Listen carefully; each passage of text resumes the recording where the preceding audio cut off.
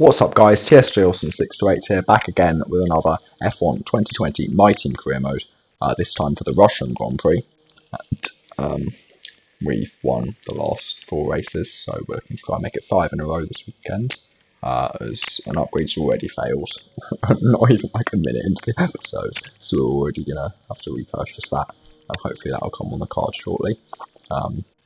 We're going to try and do some weight training for Ricardo in terms of our activities. But first we have some money to spend, so we're going to go on to facilities and we're going to upgrade the powertrain side of things for 12 million, because we have 14 million, and that will get it to spec 3. I thought originally it was going to be 10 million, I think the build time upgrade is 12 million, so we now have 2 million left over, so we're going to go over to our driver perks side of things. And we're going to see what we can afford with that and whether we're at a high enough level. We are level 15 now, so I think we have unlocked the next set of driver perks. And indeed we have. So we can purchase 2 of them with the money we have. And we're going to go with development feedback, obviously, as that's high resource points. And we're also going to go with social media teams so that our driver acclaim is just boosted. And it can increase better, and we'll try and purchase the other 2 very shortly, maybe in the next couple of episodes. So now we're going to go back across and we're going to advance towards the Russian Grand Prix. We're very close to winning the Constructors Championship, so I believe it should happen in this race. Maybe we've already done it, but the game hasn't recognised it yet. So because when I originally counted, I thought we had already won after Singapore, but the game hasn't recognised that we've won it yet. So maybe we just have to do this race, and then it will recognise it. I think it's something to the fastest lap points. I don't think the game quite understands how they work when it awards the championships out, but the player can understand it better. So after practice, we're going to purchase an upgrade for the car, and we're going to purchase a powertrain upgrade, a major upgrade that should come in time for the USA Grand Prix, and that will hopefully extend our lead at the top. Into qualifying now, and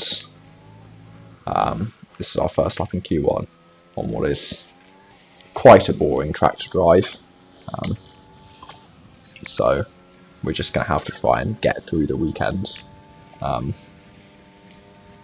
I can tell, obviously this track is going to be replaced in real life in a couple of years' time, which I know most fans will be delighted about. I don't think there are many people that will be sad to see it go, but we do top the session in Q1, 3/10 ahead of our teammate Ricardo, and safely through to the next session. It is a bit of a formality now, getting through Q1 and Q2. For both me and Ricardo, and we usually are 1-2 in most sessions. Lewis Hamilton was down in 13th in his Mercedes and seemed to really struggle in this session. Not sure where his pace had gone. Maybe it's just this one session. It was like he set a lap and made a mistake and was like, I'm still safe, because he was always going to be the Alfa Romeo's Hassan Williams cars that have indeed got knocked out in Q1 as per usual. With Aitken 22nd, De Vries 21st, Russell 20th, Latifi 19th, Grosjean 18th, and Magnussen 17th. The gap was just over 3/10 between Magnussen and Norris, so we are seeing that gap between the bottom 3 teams and the rest actually increase over what it had been in the last few episodes, but maybe on race pace they'll be a bit closer. Into Q2 now, and again it's just about setting a clean lap and getting through. We've shown in Q1 that we clearly have the pace, so as long as we don't make any mistakes on this lap, we'll safely be through. On slightly wide at the penultimate corner, but safely through. And it seems Ricardo's been trying to get through on the mediums, but he has to go out again on the softs, and he sets a really quick lap time. I think that was just on a simulation glitch, though. I don't think we should be too worried about it. The Red Bulls looked pretty quick in Q2 as well. Verstappen 3rd and Albon 6th. I think looking at where Albon is It's a surprising thing because Verstappen's always been up there, but Albon's usually been fighting outside the points. The two Mercedes, 4th and 5th in this session. Then come the two Ferraris in 7th and 8th with Vettel and Leclerc, and Sergio Perez and Lance Stroll also make it through to Q3, with Ocon just missing out in 11th, Gasly 12th, Giovinazzi 13th, last time's podium sitter Danny Kvyat in 14th, and then the two McLarens of Sainz and Norris in 15th and 16th. So, as we're going to head into Q3, both of our cars, both Mercedes, both Red Bulls, both Ferraris, and one Renault and one Racing Point to fight about in this session. So it is seeming to become a clearer trend that what would have been the original top two seeds of Mercedes and Red Bull, and then Ferrari have come out that midfield and looked the strongest probably in the last few episodes. Sometimes being challenged by AlphaTauri, sometimes being challenged by Renault, but generally they have become the strongest there. And Racing Point has sort of fallen away a bit in this second half of the season. Is our first lap in Q3 is a 1:27.3, and as we try to go out again, we have apparently an unsuitable tyre compound, and that's because it started raining. Quick look at those who will be fronting the grid: Thomas, Ricciardo, and Valtteri Bottas. With qualifying complete, all that remains is the main event. We'll be live and uninterrupted for the Grand Prix tomorrow, so make sure you join us then. So it started raining towards the end of the session, which meant that people only got one lap, and Charles Leclerc definitely got massively caught out by that. There's no way he should have been 15 seconds off the pace. But we took pole position by 5 tenths over Ricciardo. Bottas was third quite comfortably in the end, and Vettel was fourth in the best Ferraris. Obviously Leclerc didn't get a reasonable lap of him, with Hamilton fifth. Stroll and Perez in their Racing Point and Renault respectively in 6th and 7th, outperforming both the Red Bulls, who I think, especially Verstappen, didn't get a clean lap in as well, due to probably the weather hitting towards the end of his lap. And Albon actually out-qualifies Verstappen, which is a massive surprise. But we're going to head into the race, starting from pole. Are you feeling confident you can take your qualifying pace into the race? Yeah, I am feeling confident. The car is particularly good, and I'm guaranteeing that I think our strategy will get a podium in the next race. I think they've been very good. I've been quite impressed with how they worked in the last few races especially, and they've started to get a lot better. After yesterday's exciting qualifying session, Thomas lines up on pole position, and it's Valtteri Bottas that completes the front row. Looking down the rest of the grid, we have Vettel, Hamilton, Lance Stroll, and Perez, Verstappen, Leclerc, Ricciardo, and Antonio Giovinazzi, Kvyat, Sainz, Lando Norris, and Magnussen, Grosjean, Albon, George Russell, and Nick de Vries, Ocon, Aitken, Gasly, and Nicholas Latifi. So, as we head into the strategy here, it's just a simple one-stop at Russia. There really isn't much tyre wear here. We're debating about going lap 10 or lap 11, but we'll just stick to the default of lap 10, as we should have cleared most of the cars by then, and therefore we can get the undercut, especially if we're going to need it. Our teammate's taken a grid penalty in this race, so we're just going to look in the first stint to try and pull away as much as possible while we won't have that much competition. So it's 5 red lights, lights out, and away we go. And we're going to get a better start than Bottas. And another good thing about our teammate not being directly behind us is he won't be the one in the slipstream with us. Otherwise I would have been worried about him challenging us into turn 2. But we have held position as we head through turn 2 and 3. And we're just going to try and pull away now, as Bottas is behind us in second and Stroll's up to third, so he's had a very good lap 1. As we head towards the end of lap 1, we're going to be on board with Daniel Ricciardo, who's already making moves, and he is going to overtake Lewis Hamilton in this race and move himself up to 6th, as they head around the outside through the chicane, and now firmly in the final sector of this race. And they're still going side by side, so fair play to Lewis Hamilton. for keeping it side by side for so long when Ricciardo is so much of a superior car, but Ricciardo does eventually finish off the move, and we're already 1.7 seconds ahead of Bottas, but now we only have 4 cars in between us and Ricciardo, so he will clear them probably pretty quickly. I think he'll definitely be up to third by lap 5, so as we head towards lap 3 now, the gap's 3.5 seconds, and we need to just keep extending it, and it's about trying to push as hard as possible for these first few laps. The tyres can take it, as tyre wear at Russia is, as I said, pretty non-existent. And we're 5 seconds ahead of Bottas now, who's actually already built up a gap to Stroll, who's still holding off the advances of Vettel and Perez and our teammate Ricciardo just behind. And Ricciardo hasn't made as quick progress as I thought he would, considering he overtook Hamilton on the first lap and struggled to get past Perez, as our former teammate Jack Aitken is now out of the Grand Prix. So shame for him in the Williams car, although I think he was probably already at the back. Now on board with him, yeah, he was actually ahead of the Renault of Esteban Ocon, who took a good penalty in this race, but Aitken's car just lets go, and he has a very slow car that he just has to park just to the side, just before the final corner. Now on board with our teammate again, who's now trying to pressurise Sergio Perez here, and it's not actually him that's going to be going for the move though, as Perez is going to try and go down the outside of Sebastian Vettel here, and he's going to successfully make the move. So, a good opportunistic move from Sergio Perez, turning defence into attack, and moving himself up to 4th. Now still on board with our teammate though, and he's also going to look for a move on Sebastian Vettel here, and he's going to find a way through the back straight, and he's going to gain the position to be up to P5.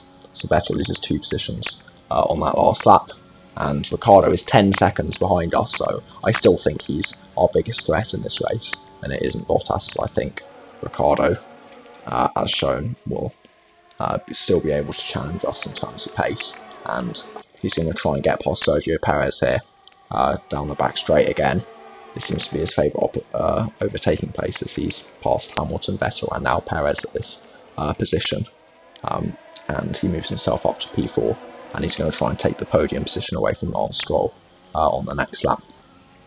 But the gap between us is now 8.5 seconds, and it's just about continue extending the gap. As I said, we've got to try and make sure that we can come out not in any traffic after our first pit stop, despite the fact I think most people will be starting on softs, because it is just a simple one stop.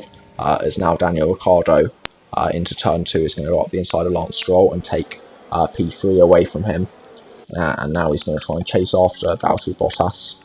The gap between them is 2.5 seconds, so Ricciardo should be able to gain that in about 2 or 3 laps, and he should be able to overtake him pretty quickly, and he's going to leave Stroll and Perez to fight over P4.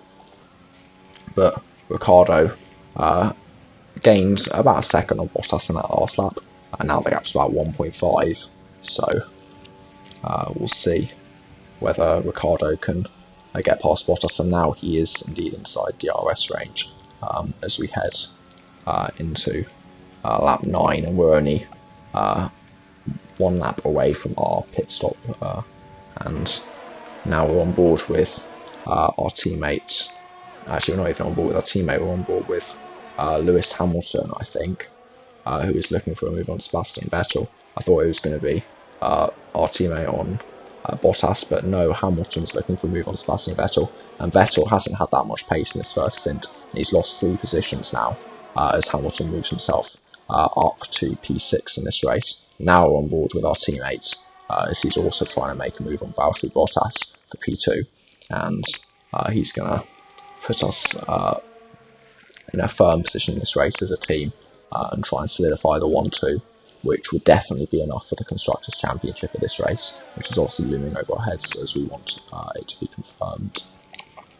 And this lap we will be coming into the pits, and we have a decent gap roughly to where Stroll and Perez are, about 20 seconds there, so I think we will be able to come out roughly where they are, as it is 21.5 seconds now as we come into the pits. at the end of lap 10.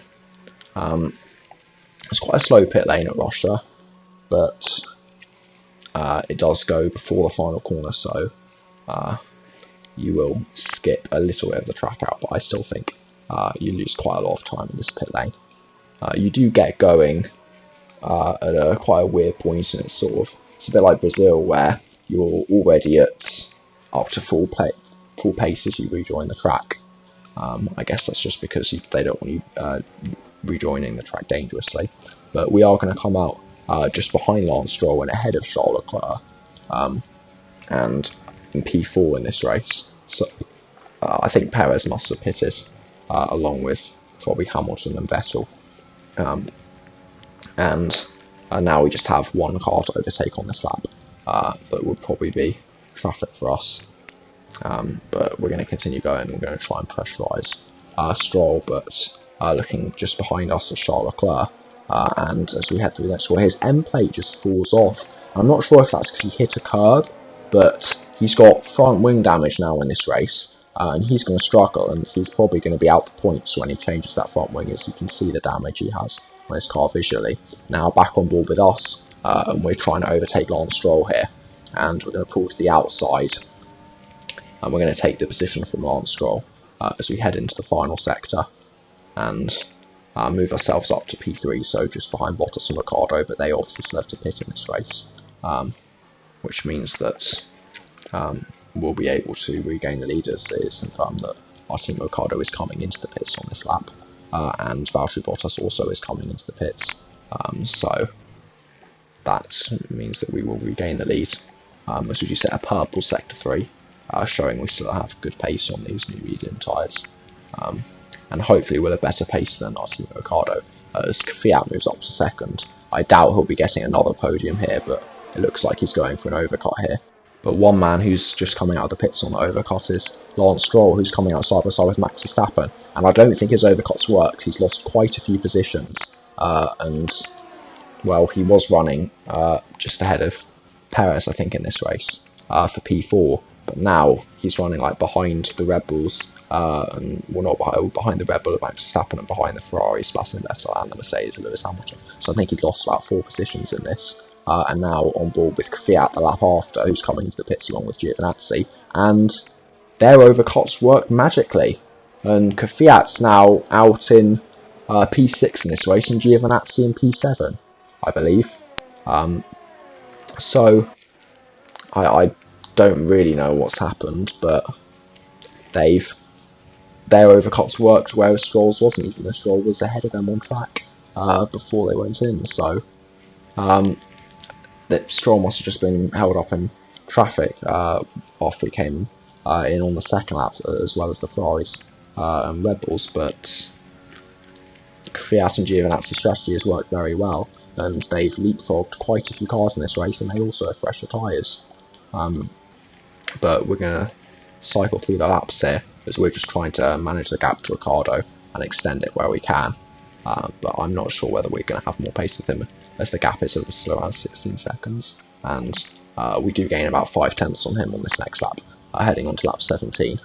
And it looks like Hamilton is trying to pressurise Sergio Perez, who is having another good race for Renault in P4, and he looks to be on quite good form so far. Now on board with Alex Albon here, who is looking to make a move on the Haas car of Romain Grosjean, and he's going to try and do so around the outside into turn 2, and it looks like he's going to gain the move.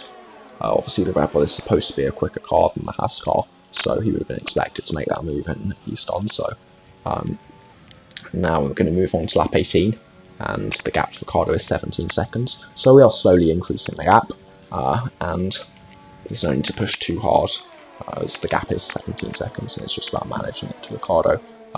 Now on board with Pierre Gasly in the other AlphaTauri, who is trying to overtake Romain Grosjean as well, and he's going to do so off the inside after the run on the back straight, and they're going to continue to go side by side for a bit, and Charles Leclerc is just behind them. Charles Leclerc obviously had the front wing damage and is now right at the back.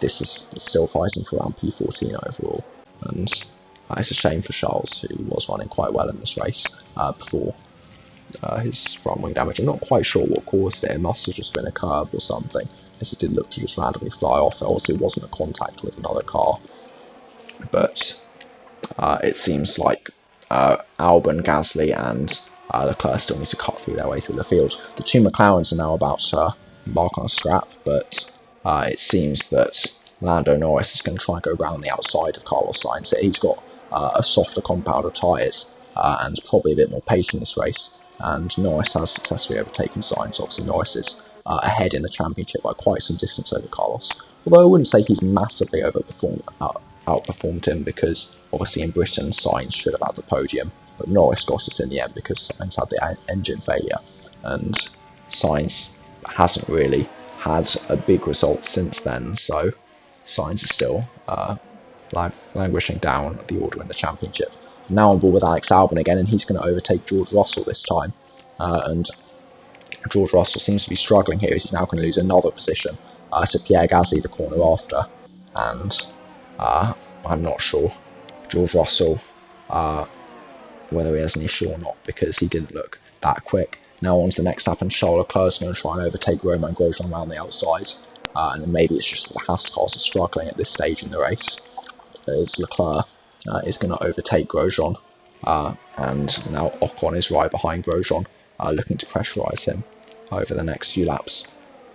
But back on board with us, the gap to Ricciardo is just over 18 seconds, and we've got a decent pace in this race, and it looks set to be a 1-2 for the team, and therefore it will be the Constructors' Championship, as I originally said. And now we're on board with Charles Leclerc trying to overtake the other Haas of George Russell, and George Russell's definitely been caught by his teammate over the last couple of laps, as the gap was about 5 seconds between them, and now Grosjean has caught up to Russell, so I think Russell does have an issue in this race, because he shouldn't be this much slower than his teammates, and I wonder if we'll see a swap between the two Haas cars in the coming laps, obviously with Ocon pressurising them.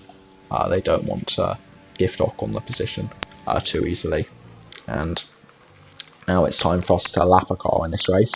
The car in last is currently Nicholas Latifi, who's having quite a bad race in Alfa Romeo, and you'd expect him to at least be beating the Williams cars, but that's not what he's doing. Obviously one of the Williams cars with Jack Aitken is already out of this race, but Nick De Vries is ahead of Latifi in this race, so that's not what you expect, as Russell is going to go defensive on Grosjean and Ocon, and now as they head onto the back straight, they're probably going to start a battle here, as Grosjean is going to try and overtake Russell, and Ocon can't quite make it 3 wide, but Grosjean has got ahead of Russell, and look at the gap he's already pulled as they start the next lap, and Ocon is going to try and overtake Russell, who definitely has some issue in this race, and Ocon successfully passes George Russell, and now it's time for Ocon to try and catch up to Grosjean again and overtake him, as we're coming towards the end of the race, only 4 laps to go now, and the gap to Ricciardo is still just under 19 seconds, and we should be very good for this victory here.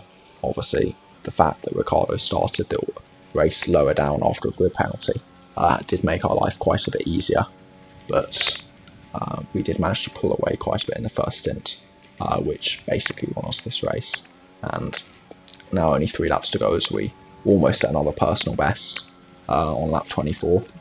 Obviously fastest lap is still up for grabs, as Ricciardo could just pull out the bag on one singular lap, and as we're going to head on to lap 26 with only 2 laps to go now, starting the penultimate lap, it does look increasingly likely will become Constructors' Championship unless something completely drastic happens, and something drastic is going to happen, and that is Lewis Hamilton here, is he's going to slow, and he's going to have to pull over, and that will give us the Constructors' Championship, so we don't even need to finish the race anymore, as Hamilton, retiring from this race and Mercedes' failures, has gifted us the Constructors' Championship in this race. So it is now confirmed, a lap before the race has even finished, and Hamilton's DNF has caused us to become a Constructors' Championship no matter what happens now in this race, as we start the final lap and we're about to lap George Russell. And Ricciardo does take our fastest lap, he beats it by 4 tenths. I'm not sure we're going to be able to respond to that.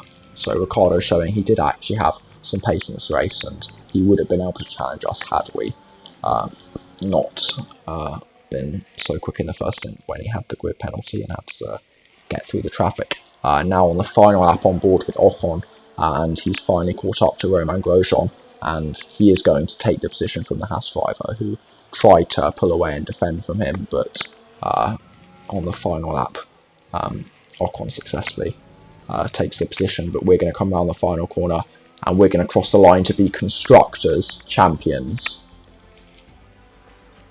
So, brilliant result. The team don't say anything, but I know the game officially confirmed it after this because it came up saying, with like an achievement saying, you're Constructors champion. So, I was happy to receive that.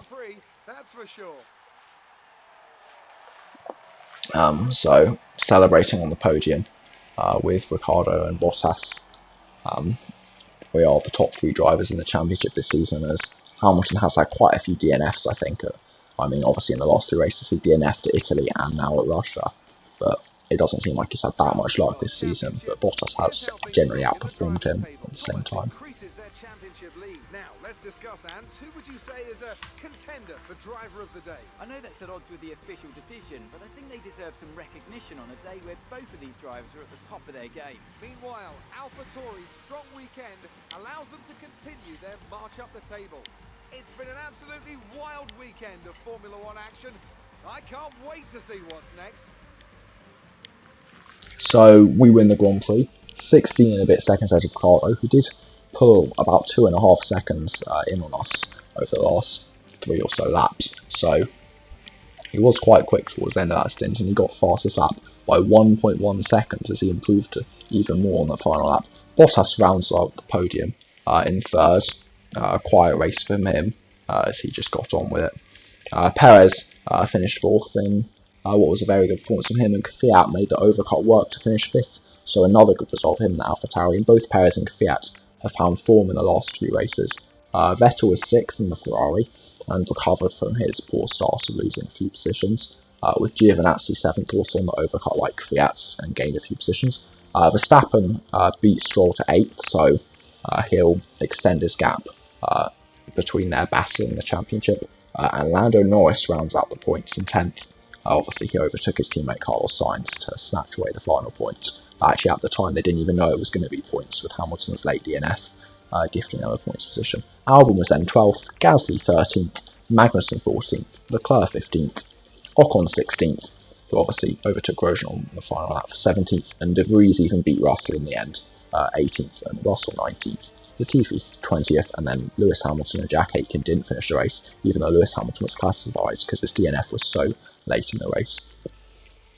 In the Drivers' Championship, we were 124 points ahead of Daniel Ricciardo, and with only 5 races to go, we can only get a total of 130 points, so we need to score 6 points, I believe, to be guaranteed the Drivers' Championship at the next episode. As Bottas is then third, 210 points, Hamilton 158, and Max Verstappen extends his gap over Stroll to 5 points, so still very close between them.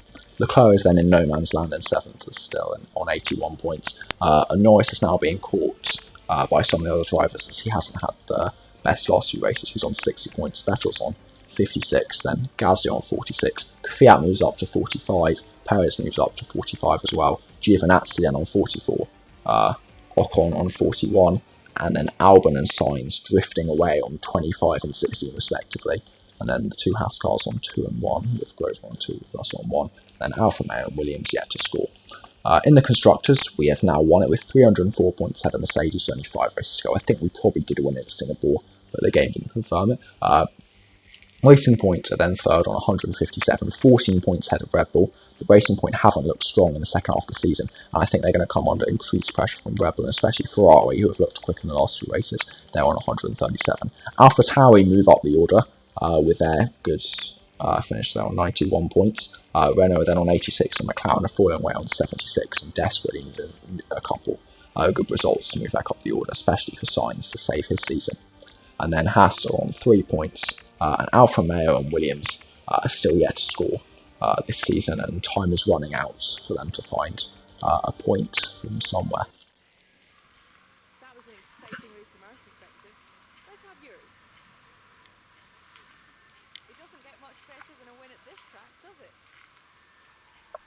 It does get a lot better than a win at Russia. In fact, I think I'd rather win at any other track than Russia. But